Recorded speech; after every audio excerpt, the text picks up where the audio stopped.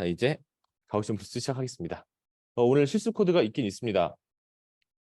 있긴 있는데 오늘 실수 코드를 넘어가서 뭐 돌리거나 하진 않을 거예요. 왜냐면은 딱히 코드를 설명드리기보다 개념 설명드릴 일이 많아서 여기서 파워포인트로 주로 설명을 드리고, 이건 이제 참고차 나중에 보시면 좋을 것 같습니다. 그 웬만한 것들을 다 코드로 다 새로 그렸기 때문에. 먼저 그 디자인 오브 익스페리먼트라는 단어가 있습니다. 실험 계획법이라는 게 있는데, 사실 저는 이 단어를 대학원 때 알았어요. 그때 포스코에서 오신 한 모 교수님이 있었는데요, 저희 과에. 그 너희들 이런 것도 모르냐라면서 약간 놀라면서 이 강좌를 개설을 하시고 이제 하셨어요. 근데 저는 그때 코스웍이 끝난 상태여가지고 듣지 못했는데, 뭐 이렇게 여러 가지를 소개해 주셨고요. 그때 이분이 두 가지를 말씀하셨는데, 하나가 DOE가 있었고 또 하나가 저희 방이 원래 그 미케니컬 시뮬레이션 같은 열 전달 이런 거 하는 방이에요. 그래서 유한 요소 해석 많이 했었는데 아바쿠스라는 걸 썼습니다. 근데 거기서 이제 그 돌리고 그리고 다 했는데 그 되게 뭐라고 하시더라고요, 그분이. 그 자기가 얻은 결과를 자기 마음대로 못 봐서야 그게 말이 되냐라고 하셔가지고 그 따로따로 그리는 거를 그때부터 했습니다. 아무튼 그 실험 계획법이라는 거는 여러분들이 이제 실험할 때 뭐 그 K가지의 팩터가 있고, 여기에 따라서 무슨 뭐 소재의 특성 또는 뭐 공정의 무슨 결과 이런 것들을 본다고 할 때, 그 K라는 인자를 두 개씩만 해도 이렇게 2의 K제곱이 되고요. 조금 많이 하게 세 개씩 하면 3의 K제곱 됩니다. 요거를 풀 팩토리얼이라고 하는데 그 모든 조합을 다 하는 거죠. 너무 많기 때문에 요거를 어떻게 줄여볼까 해서 시작이 된 것들이 실험 계획법입니다. 그래서 먼저 일단 이렇게 프랙셔널 팩토리얼이 있습니다. 절반으로 줄이는 거예요. 그래서 2의 K-1승이 되고요. 그리고 센트럴 컴포지트도 있습니다. 이거 너무 비어버렸으니까 이거보단 적고 이거보단 많게 이런 식으로 이제 맞춤법이 있고요. 요 3의 K제곱보다는 좀 적죠. 그리고 박스 뱅킨이라는 게 있습니다. 이거 박스라는 사람과 뱅킨 사람이 두 명이 이렇게 같이 만든 건데, 요거는 가운데 점을 3개 놓치습니다. 똑같은 자리에다가. 그리고 로테이터빌리티라 그래서 여기서부터 모든 점까지의 거리가 다 똑같습니다. 이게 똑같은 이유는 나중에 이제 말씀드릴 그 표면 반응 해석법을 적용할 때 다 똑같은 게 좋다고 하더라고요. 그리고 요 가운데 점을 여러 개 찍는 이유는 비선형적인 모델을 잘 대응하기 위해서 이렇게 한다고 합니다. 그래서 이런 것들이 나왔었고, 그리고 어떨 때는 이제 그 실험 공간 자체가 이렇게 제약이 되어 있는 경우가 있어요. 한쪽이 뭐 각각에는 얼마큼씩 가질 수 있는데 세 개 합은 얼마를 넘지 못한다든가, 뭐 이럴 때 그 이레귤러 디자인 스페이스에서는 디옵티멀 디자인 등등이 있고, 그리고 요게 좀 살짝 볼만합니다. 이 다구치 기법이라고 하는 게 요건데, 그 다른 말로 로버스트 디자인이라고도 해요. 왜 그런 말이 붙냐면은, 차이가 있다면은 앞에서 프랙셔널과 비교를 해보시면 얘는 여기 그 까만색만 고르는 거죠. 이제 하얀색은 안 하고 총 5개만 한다고 했을 때 5개에서 그래 이 중에 최적 조건을 찾았다고 칠게요. 근데 실제 이제 실험을 하거나 아니면 이게 내가 만든 게 릴리즈가 돼서 사용이 될 때는 그 사용 조건이 왔다 갔다 또 바뀝니다. 거기에 따라 정확히 이 지점이 아니라 여기서 이 근처에서 왔다 갔다 하는 사용점이 되는데, 그럴 때 이제 얼마나 내가 예측한 게 잘 나올 거냐, 얼마나 크게 오차가 발생하지 않고 잘 나와줄 거냐라고 해서 이 근처에서 여러 개를 더 찍습니다. 요 정도 말씀드리면은 이런 식입니다. 어때 X라는 조건이 있고 F라는 걸 봤을 때 전체적으로 가장 좋은 지점은 여기가 맞습니다. 그렇죠? 그런데 여기는 조금만 왔다 갔다 해도 그 산포라고 보통 말을 많이 하는데, 이 F 특성이 이만큼 왔다 갔다 합니다. 이러면 신뢰성 면에서 굉장히 부족한 조건이 되는 거죠. 근데 다구치 기법에서 찾는 거는 이런 데를 찾는 게 아니라 그 최적 값은 조금 낮더라도 근처 값들이 비슷해서 좀 왔다 갔다 해도 별 차이가 없는 이런 데를 잡습니다. 그 이론할 때는 사실 이런 게 필요 없을 수 있겠지만, 실험을 진짜 할 때는 굉장히 이렇게 컨트롤할 수 없는 인자들이 들어오기 때문에 상당히 유용 기법이고, 이런 식입니다. 이런 식으로 이제 실험 계획을 한 다음에 디자인 파라미터를 놓고 실험 번호를 좀 넣으면 이렇게 되겠죠. 여기다 노이즈 텀 붙입니다. 노이즈를 줄여놓고서 이제 랜덤하게 쫙 깔아요. 그 다음에 여기다가 실험 방법과 노이즈 방법의 하나하나에 대해서 이런 식으로 애들을 만들고, 이런 페어를 만든 다음에 여기다가 시그널 투 노이즈 레이쇼를 구합니다. 그리고 그다음 뭘 하냐면은 여기서 각각의 조건들 있잖아요. X, 1, 2, 3, 4에 대해서 뭐를 바꿨을 때 이 시그널 투 레이쇼가 얼마나 왔다 갔다 하냐 그걸 봅니다. 이런 식이에요. 그래서 팩터 A는 A를 적게 중간 많이 했을 때는 이렇게 나왔다면 이게 제일 좋은 거고 팩터 B는 이거 했을 때 이게 제일 좋은 거고 이게 절대 보시면 Y 값이 최대 특성 값이 아닙니다. 얼마나 그 강건한지를 보는 거예요.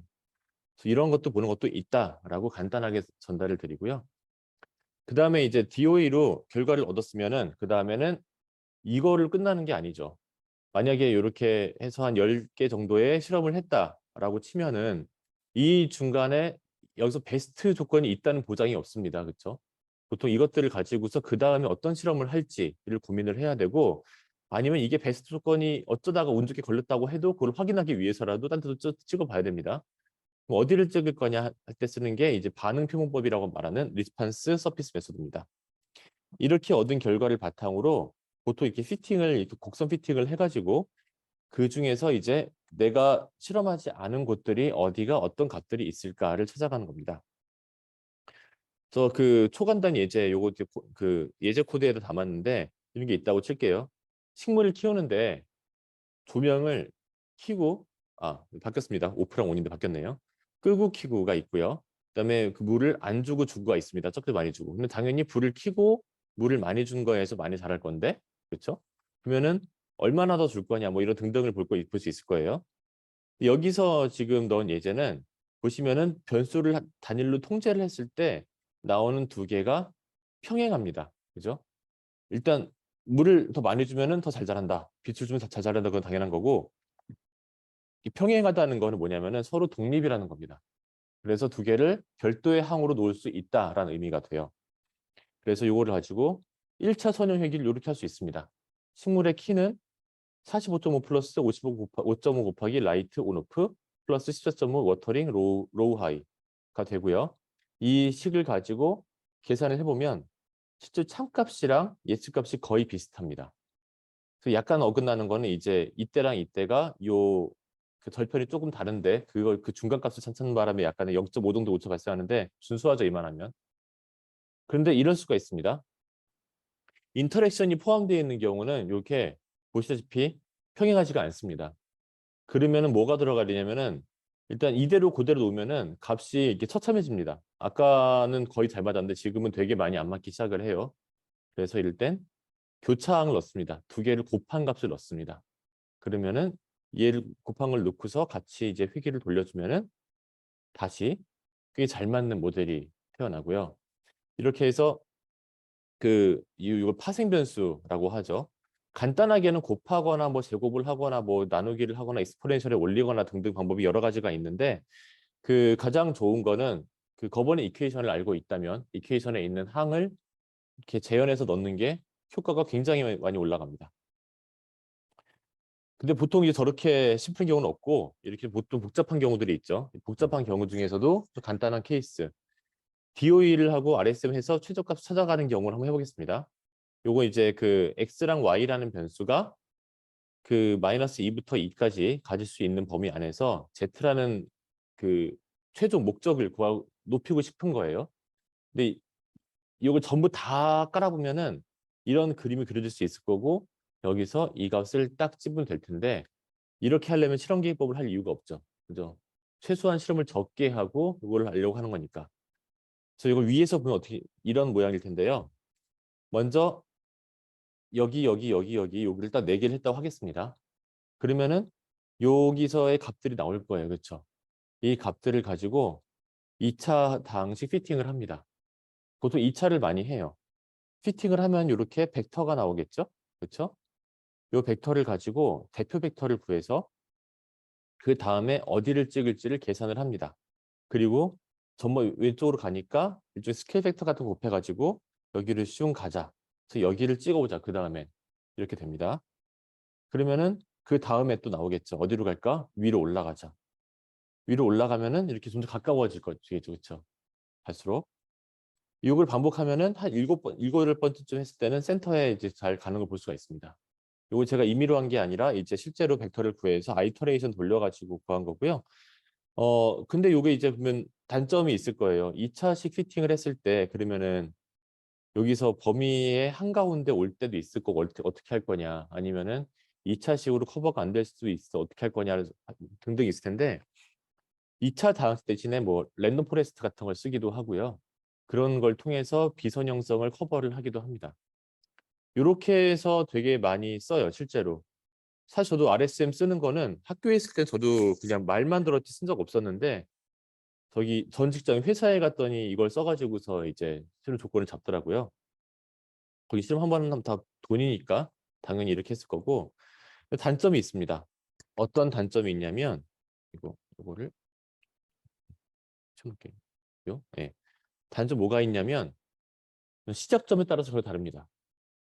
무슨 말이냐면은 여기서는 어디에서 시작을 해도 웬만하면 다 일로 올 거예요. 그렇죠? 이런 모양에서는. 근데 이런 경우들이 있습니다. 로컬 미니마가 여러 개 있는 경우는 여기서 시작을 하면은 이렇게 쭉 가서 이게 글로벌 미니마에 잘 올 텐데 아마도 여기서 오면은 엄한 데에 빠져서 못 나오고요. 저 뒤에서 오면은 이걸 못 넘을 수도 있습니다. 맨 처음 한 데가 제일 좋아라고 올 수도 있어요. 이게 가장 큰 문제고요. 두 번째는 뭐냐면은 서피스잖아요. 인자수가 지금 두 개니까 서피스를 그릴 수 있었는데 세 개, 네 개 해도 다 할 수는 있습니다. 근데 그때마다 시간이 많이 걸려요.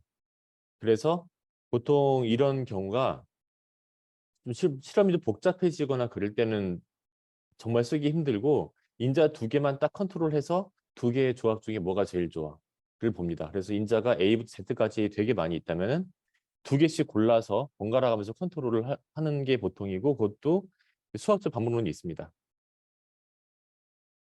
사실 지난번에 우리 저기 하이퍼 파라미터 했을 때 그 그rid 서치 했잖아요. 이렇게 파라미터 두 개를 이렇게 놓고서 이 중에 뭐가 제일 좋지 다 따져봤었는데 요게 이제 풀 팩토리얼로 한 DOE가 되겠죠. 그렇죠? 요것도 실제로 이렇게 한 다음에 이게 끝나는 게 아니라 이렇게 하고서 이게 제일 좋았다라고 하면은 이 근처에서도 돌려봅니다. 일종의 RSM을 섞어서 쓸 수가 있어요. 근데 이런 너무 비효율적이니까 랜덤 서치를 하고서 그 안에서 한다든가 아니면 거꾸로 그rid 서치를 하고서 랜덤 서치를 한다든가 하기도 하는데 제가 말씀드리기로 제일 좋은 게 베이지안이다라고 했습니다. 요거는 랜덤 서치는 10개면 10개, 30개면 30개 그냥 내가 지정한 범위 내에서 랜덤하게 확 뿌려가지고 그중에 뭐가 제일 좋을지 보는데 이런 최적점이 나온다는 보장이 없기 때문에 이 중에서 그나마 제일 좋은 거를 고르는 게 되는 거고요.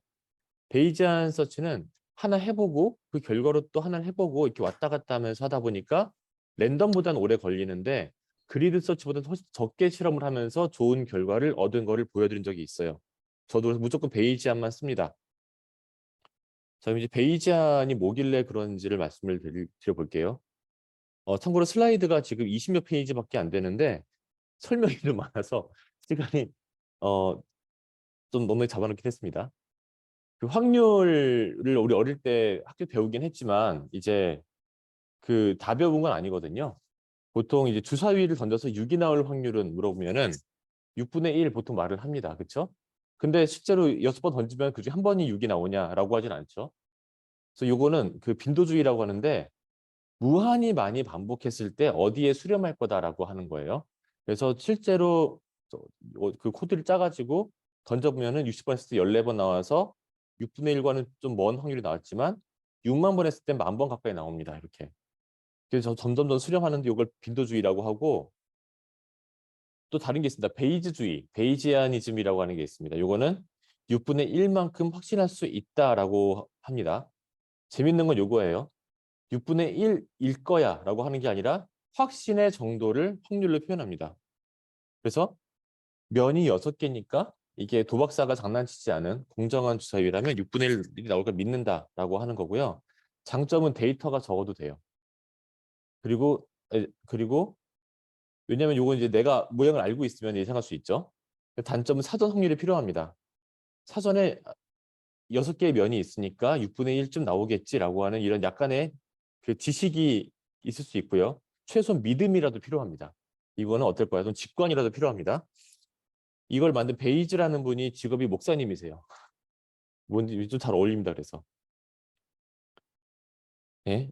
자, 그리고 그 베이지안 법칙이라는 게 있습니다. 베이지 룰이 있는데 이게 굉장히 간단한 산수입니다. 그래서 웬만하면 수식을 빼는데 이거는 너무 쉬워서 그냥 가지고 왔습니다. 자, 전체에서 사건 A가 발생할 확률은 당연히 U분의 A입니다. 그렇죠?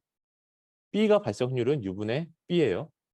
교집합 A, B를 표시돼 여기가 발생 확률은 U분의 AB입니다. 이거 모르시는 거 없을 거예요. 그죠? 조금 확률이 있습니다.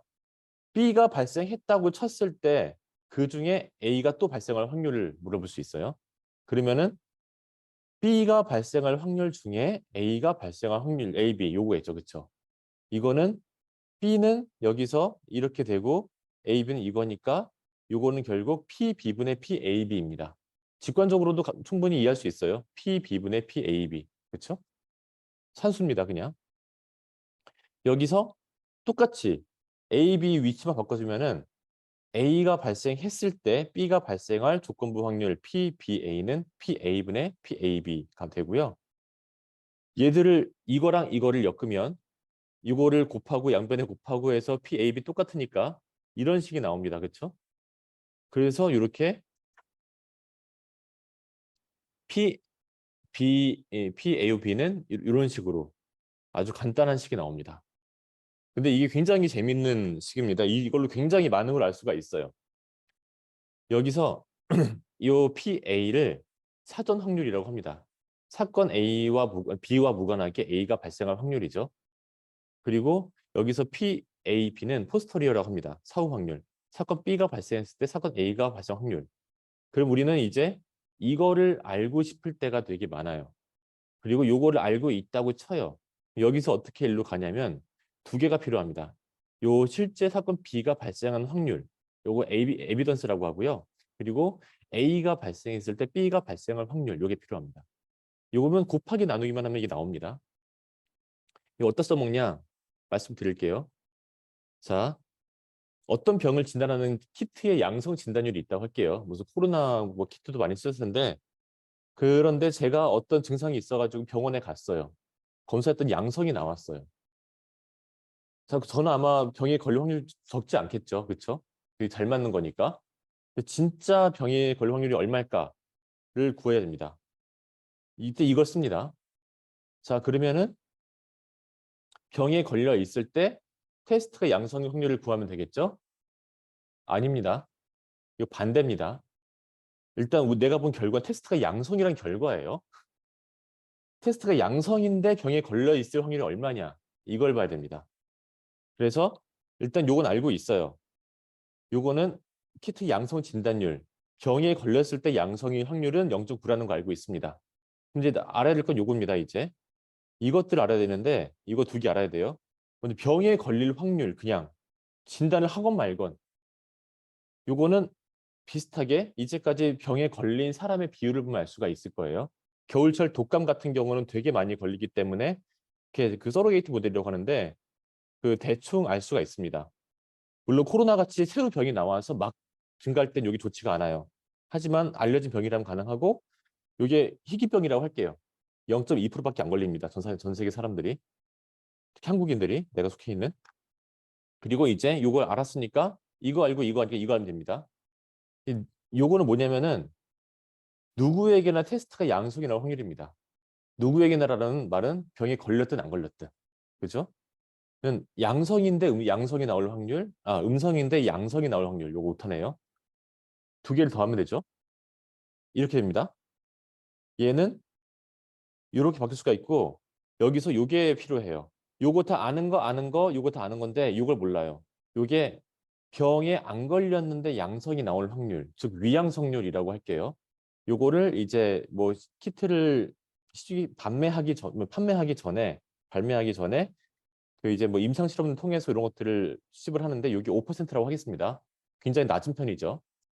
그러면 이것들을 가지고 계산을 다 하면은 이렇게 나옵니다. 여기다 넣으면은 제가 병에 걸릴 확률은 3.5%밖에 안 돼요. 사실 이거에 비해서 굉장히 낮습니다.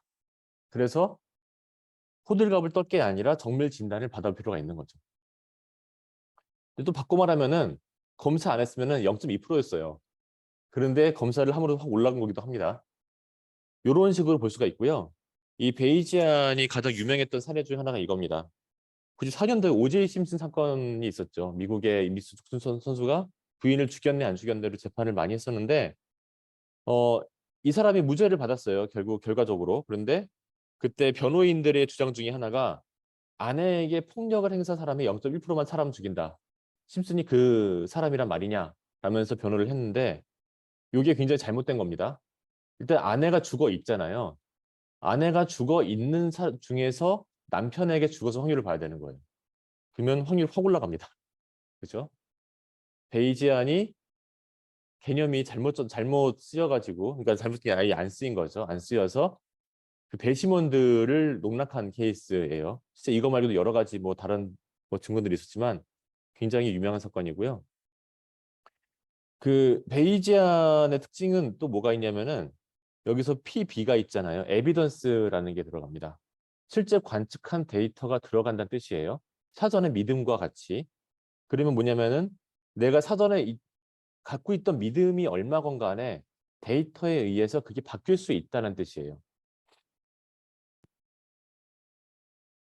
뭐 예컨대 제가 뭐 친구랑 뭐 동전으로 뭐 이렇게 뭐 내기를 했다고 칠게요. 근데 친구 계속 이겨요. 그러면 저는 의심을 합니다. 저 친구가 이상한 거 갖고 왔다. 앞면이 70% 나오는 확률 이상한 동전이다. 라고 했을 때 그래 확인하자라고 할 수가 있겠죠. 이제 빈도주의식을 도입을 한다고 치면 이걸 뭐 10,000번 던져보고 하면 되겠죠. 그래서 비슷하게 여기서 섞었습니다. 그 베타 분포라는 게 있습니다. 이게 0과 1을 가질 수 있는 베르누이 분포의 사후 확률 분포를 말하는 건데 이게 이제 베이지안의 그 사후 확률을 그 알려주는 거거든요.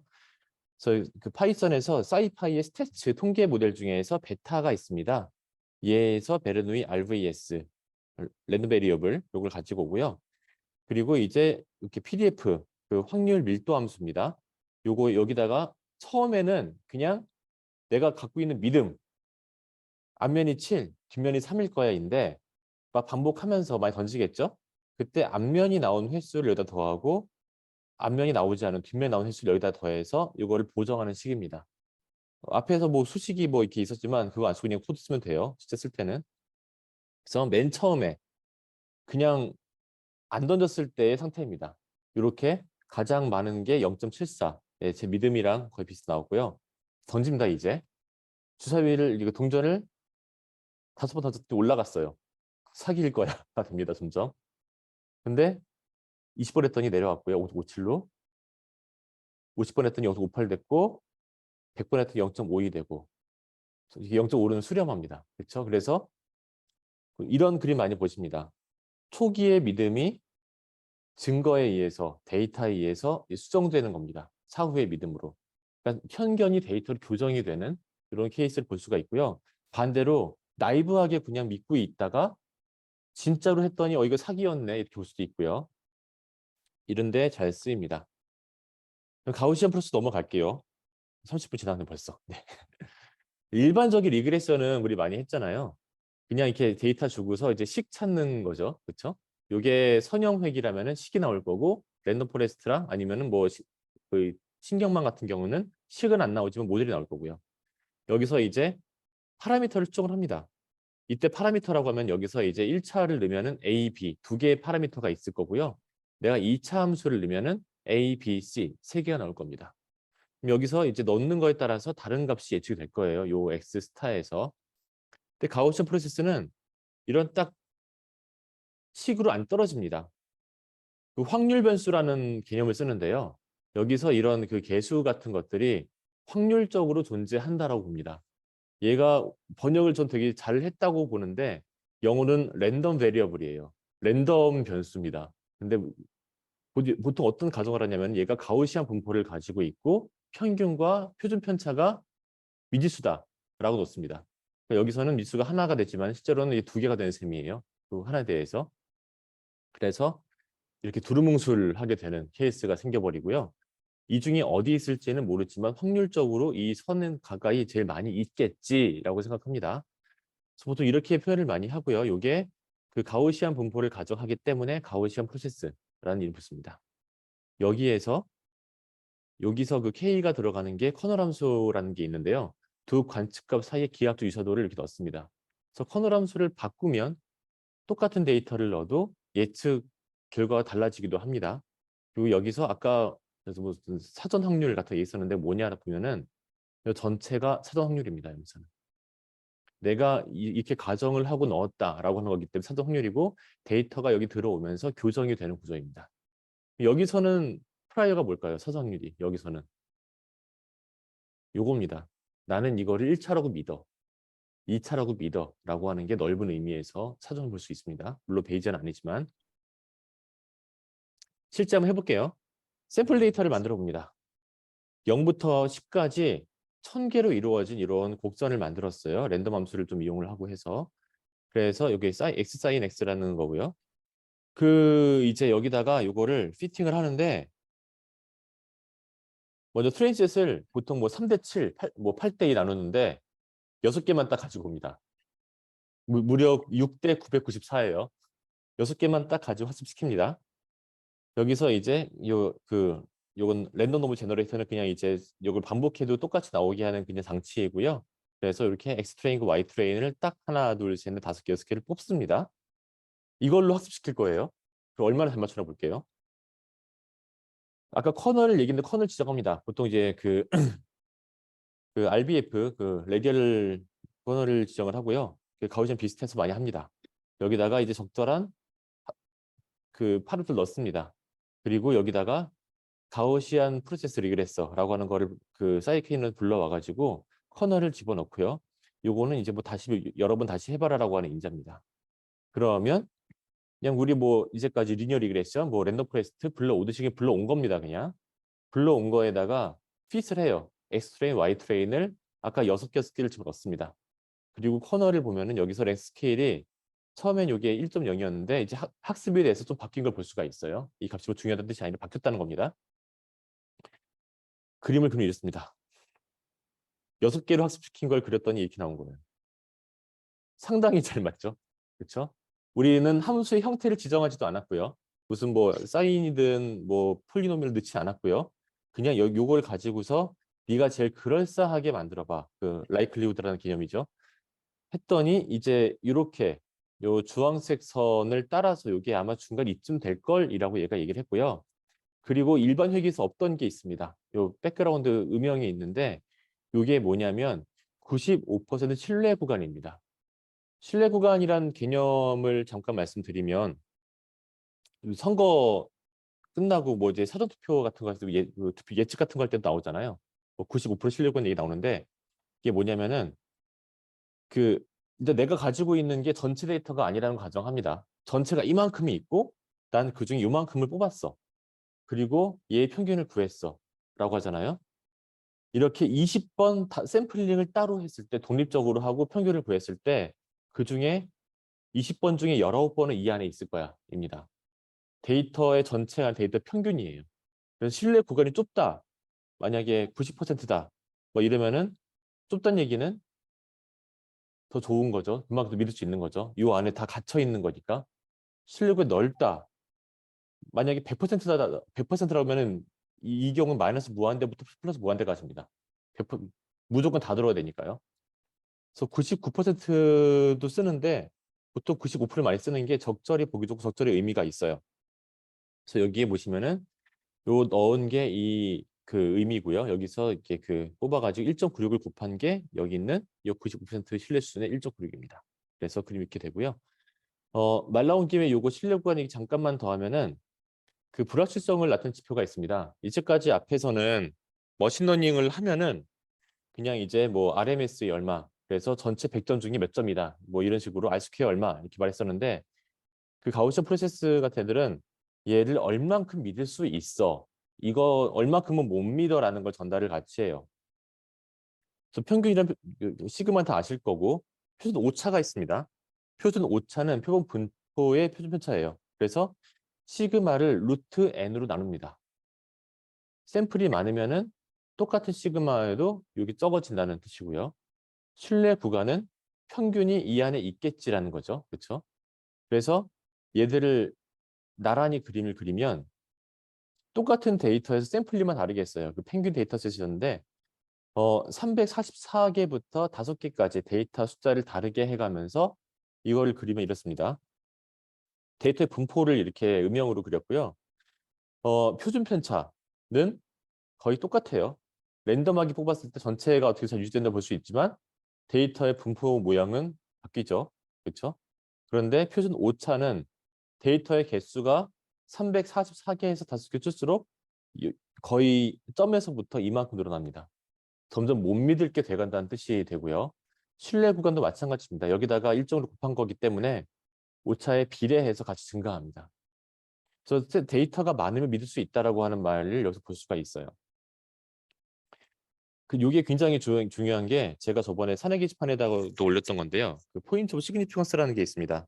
네이처에서 2017년부터 아니다 2008년부터 2017년까지일 거예요 아마. 거의 9년 가까이 10년 가까이 연재를 했었는데 여기 보시면은 이제 그 통계 분석이 얼마나 중요한데 투고되는 그 그림이나 분석을 보면은 틀린 게 너무 많다. 그래서 이런 걸 연재를 한다라고 하는 게 여기 서문 같은 거에 써 있고요. 실제로 에러바 똑바로 그리세요. 뭐 이런 게 많이 있습니다.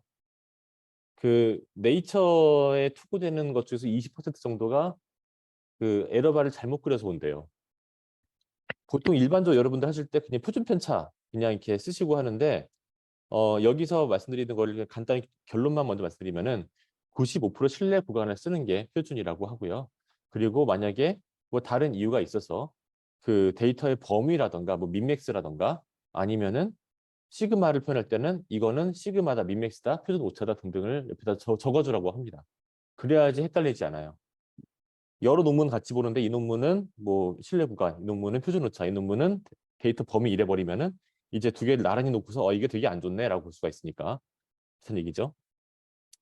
그리고 이제 그 처음 봤던 DOE랑 가우스 프로세스를 같이 한번 해봤어요.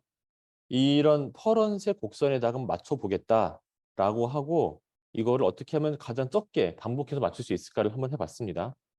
먼저 처음에 그냥 세 개를 툭 찍었어요. 툭 찍으면은 이렇게 요거는 확실한 관측점이니까 이렇게 나오고요.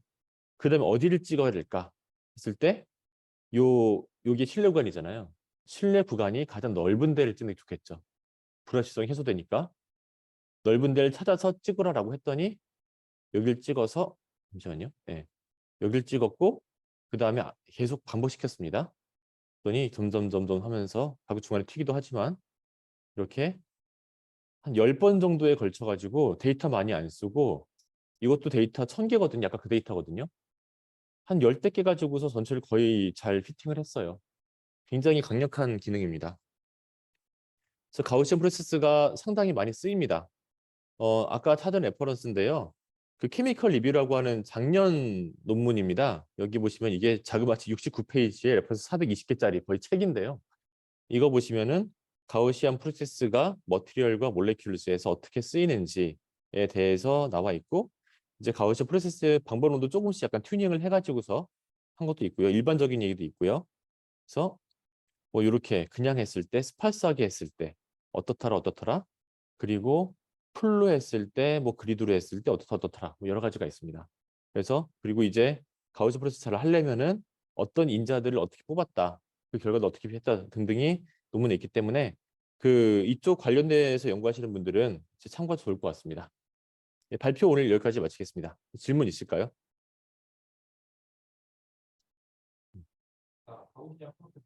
네.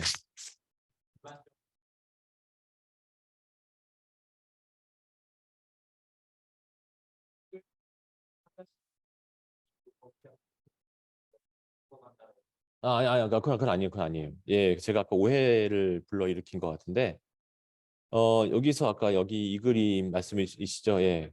여기서 가우시안 프로세스는 이따가 뒤에 코드에서도 볼 수 있겠지만, 그냥 가우시안 프로세스를 가지고 옵니다. 아무런 식을 가정하지 않아요. 예, 없어요. 그냥 전부 다 각자 자리에서 가우시안 분포를 하고 있을 거야라는 건 놓고요. 데이터를 넣을 때마다 하나 넣을 때마다 거기에 맞게 요거를 맞춰가는 식입니다. 그래서 가우시안 프로세스는 갑자기 딱 꺾이는 함수 이런 거는 피팅이 안 돼요. 이렇게 부드럽게 이어지는 거, 흔히 말하는 미분 가능한 그런 애들만 됩니다.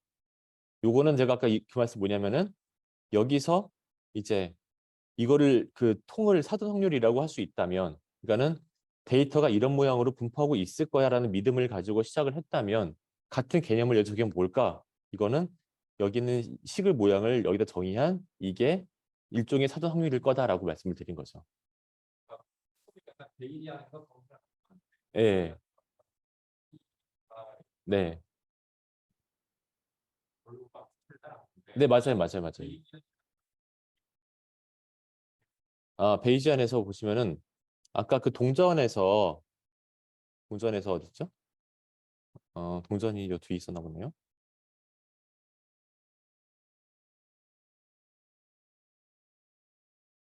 예, 그 사기 동전 있잖아요. 네, 여기서 예, 이거 다음이었구나. 여기서 여기 앞에로 볼게요. 여기 있다. 여기서 제가 봤을 때 사전 확률이 이겁니다. 요거. 그리고 데이터를 보고서 요게 보정이 되는 형식이에요. 데이터 들어옴에 따라서. 그래서 요거는 이제 가우시안 분포를 하고 있을 거야라고 넣은 게 이거고요. 데이터가 하나하나 올 때마다 여기 업데이트 됩니다. 이렇게. 그게 코드로 말씀을 드리면 여기에요. 요게 베타 PDF라는 요 함수가 요게 7과 3이 들어있는 게 해즈가 안 들어갔을 때의 사전 확률인 거고요. 해즈가 데이터가 업데이트가 되는 게 여기입니다. 데이터가 들어가면서 이렇게 사후 확률이 바뀌는 겁니다. 그래서 이렇게 점점점 바뀌는 거죠. 네. 저 오타예요. 음성인데도 양성이 나왔을 때입니다. 예. 모든 경우에 양성 나왔을 때니까 제가 실수했습니다. 또 질문 있을까요? 네.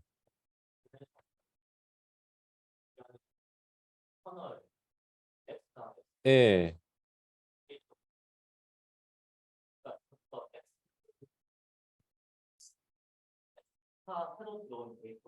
네. 예, 맞아. 그렇게 보시면 되고요. 그러니까 기존 그냥 그 새로 들어왔다기보다 그냥 있는 데이터를 사이에 기하 유사도로 보시면 되고요. 요게 사실 저도 수식을 많이 봤는데 설명 이거 못 알아들을 만큼 제가 이렇게 풀어서 할 만큼 이해를 못 하고 있어요. 예, 근데 아무튼 중요한 거는 그 데이터가 들어왔을 때 얘들을 어떻게 간주한다. 거기에 따라서 로직이 바뀐다 정도만 전달을 드릴게요. 네, 또 공부를 또 해보겠습니다. 저도. 예, 예, 네, 예, 맞아요, 맞아요. 헷갈려요. 하나만 더 말씀드리면은 지금 그 가우시안 프로세스 때 되게 적은 데이터 가지고 훨씬 더 잘 맞췄잖아요. 그러면은 이거 안 쓰면 무조건 이거 쓰지 왜 이거 쓰냐라고 할 수도 있는데 데이터가 이미 많이 모여 있을 때는 이게 더 괜찮을 수도 있어요. 근데 지금 이거는 하나 하고 보고 또 하나 없고 할 때 이게 실험이랑 맞물리기 되게 좋은. 또 질문 있을까요? 네. 없으시면은 이제 녹화를 마치고 이효진 박사님 발표 시작하겠습니다. 녹화를 잠깐 끌게요. 잠깐만 채팅이 올라왔어요. 아, 예, 그 측정 불확도 분석 유사하네요. 네, 맞습니다. 그리고 측정점이 잠시만요. 다시 공유하겠습니다. 화면을 그냥 공유하겠습니다. 이렇게. 네. 네, 측정점이 가우시안 분포 중에 한 점이란 가정이 전제되어야 하는 것인지요? 라고 주셨는데요. 가정이라기보다 측정점은 좀 믿는 거죠. 그렇게. 그 사실이니까 이건 가정이 아니라 내가 좀 어설프게 예를 들어서 이럴 수 있습니다. 이렇게 예측을 했는데 여기 보시면 참값이 벗어나 있잖아요. 벗어나 있지만 실제 딱 찍었을 때 이게 찍히면은 다 그 수정이 되는 거 전반적으로 수정이 되는 거죠. 실제까지 맞춰가지고 그렇게 이해해 주면 좋겠습니다.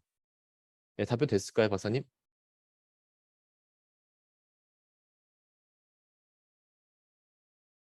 네, 일단 넘어가겠습니다.